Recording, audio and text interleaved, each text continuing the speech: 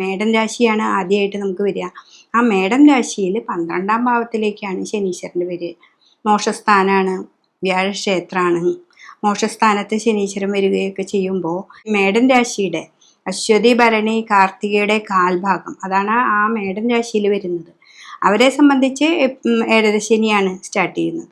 അപ്പോൾ ഏഴര ശനിയാണെങ്കിലും ശനീശ്വരൻ 11ൽ നിൽക്കുന്ന സമയത്ത് അവർക്ക് ഏറ്റവും നല്ലൊരു കാര്യങ്ങളൊക്കെ ചെയ്തു തന്നിരുന്നു. അപ്പോൾ അതിലൂടെ നമ്മൾ പുതിയ പുതിയ അറിവുകൾ, നമ്മുടെ ജീവിതത്തിൽ വരുന്ന മാറ്റങ്ങളാണ് അറിവുകൾ എന്ന് പറയുന്നത്. അപ്പോൾ ആ മാറ്റങ്ങളിലൂടെ നമ്മളത് ശ്രദ്ധിച്ചാൽ നമുക്കറിയാൻ പറ്റും. നമുക്ക് ശനീശ്വരൻ 11ൽ നിൽക്കുന്ന സമയത്ത് നമുക്ക് പല സ്ഥലങ്ങളിൽ നിന്നും പ്രതീക്ഷിക്കാത്ത ധനങ്ങൾ വരാം. നമ്മുടെ കർമ്മ മേഖലയിൽ തന്നെ നല്ല മാറ്റങ്ങൾ ഉണ്ടാവാം. അപ്പോൾ അതെന്തുകൊണ്ട് എന്ന് നമ്മൾ തന്നെ തിരിച്ചറിയണം. നമ്മളെ ഉൾക്കൊണ്ട് തിരിച്ചറിയുന്ന ഒരു ഭാവത്തിൽ എത്തിക്കുക എന്നുള്ളതാണ് ശനിയുടെ ധർമ്മം.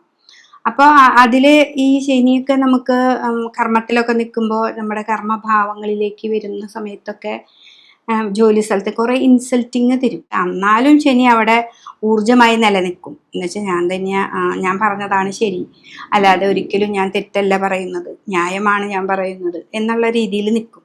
അപ്പോൾ ഇൻസൾട്ടൊക്കെ ഉണ്ടെങ്കിലും നമുക്കൊരു നന്മ അവിടേക്ക് വരുന്നുണ്ട്. അപ്പോൾ അതുപോലെ തന്നെയാണ്. അപ്പോൾ ഈ മേടൻ രാശിക്കാരെ സംബന്ധിച്ച് അശ്വതി, ഭരണി, കാർത്തികയുടെ കാൽഭാഗക്കാർക്ക് ഏഴര ശനിയാണ്.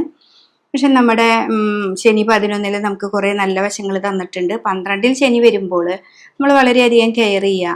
നമുക്ക് 12ലാണ് ശനീശ്വരൻ വന്നിരിക്കുന്നത്. ധനഭാവമൊക്കെ നമുക്ക് ഉണ്ടെങ്കിൽ തന്നെ അത് ഇൻവെസ്റ്റ്മെൻറ്റ് മറ്റുള്ള കാര്യങ്ങളിലേക്കൊക്കെ പോകുന്നത് ഈ 2.5 വർഷം സൂക്ഷിച്ച് വേണം.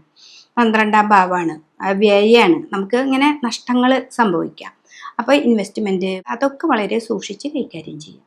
അതാണ് മേടം കൂറുകാർ ചെയ്യേണ്ട കാര്യം. പിന്നെ അതിൽ മാറ്റങ്ങൾ, വ്യാഴത്തിൻ്റെ മാറ്റം, അതൊക്കെ എൻ്റെ മറ്റൊരു വീഡിയോയിലുണ്ട്. അപ്പോൾ ശനീശ്വരൻ ഇതിൽ വരുമ്പോൾ നിങ്ങളിത് വളരെയധികം കെയർ ചെയ്യുക.